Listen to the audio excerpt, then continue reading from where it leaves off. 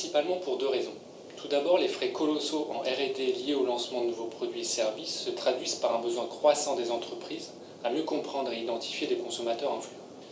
Ensuite, face à des changements sociétaux majeurs, explosion des communications interpersonnelles, avènement du consommateur, nouveaux rapports au temps et à l'espace, le bouche-à-oreille est devenu un maillon essentiel dans les stratégies de communication des entreprises. Et encore faut-il pouvoir repérer les cibles influentes.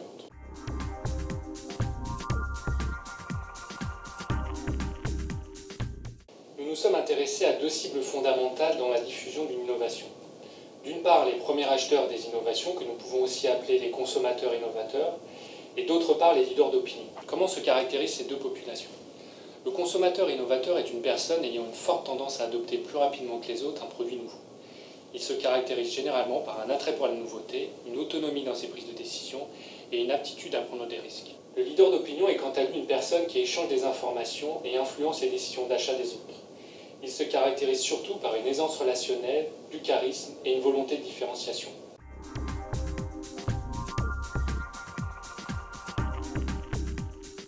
Même si le concept de leadership d'opinion semble aujourd'hui clairement assimilé, la notion d'innovativité est quant à elle beaucoup plus complexe à cerner.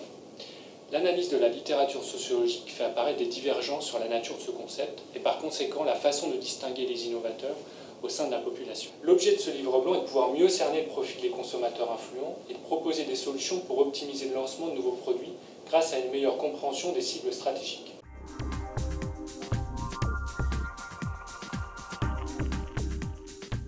« 12% des Français peuvent être considérés comme des leaders d'opinion. Il est intéressant de noter que ces résultats sont relativement stables dans le temps, puisqu'une même étude réalisée en 2000 par des universitaires français montrait des résultats quasi similaires. A noter également qu'un leader d'opinion exerce son influence sur 3 catégories de produits différents en moyenne, ce qui confirme l'idée qu'un leader d'opinion n'est pas un généraliste, mais plutôt un spécialiste. Concernant les consommateurs innovateurs, nous avons repéré que 9% des Français répondaient à ces caractéristiques sociologiques, et sur les 20 produits que nous avons testés dans notre étude, nous obtenons des scores d'innovativité allant de 9 à 13%, avec le plus fort taux observé dans les jeux vidéo, ce qui semble logique lorsqu'on connaît l'intérêt des gamers pour les nouveautés.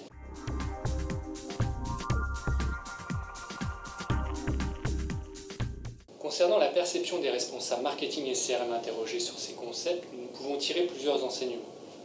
Les notions associées aux leaders d'opinion sont relativement bien retranscrites. Charisme, différenciation, capacité d'influence. En revanche, les consommateurs innovateurs n'évoquent rien pour la plupart des professionnels interrogés ou alors sont mal interprétés.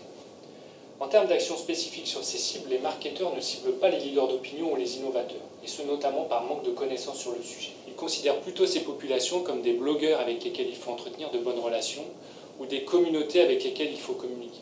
Mais malgré une connaissance approximative des cibles influentes et des mécanismes de diffusion des innovations, la recommandation et le bouche-à-oreille sont considérés comme les enjeux de demain pour l'ensemble des responsables marketing interrogés.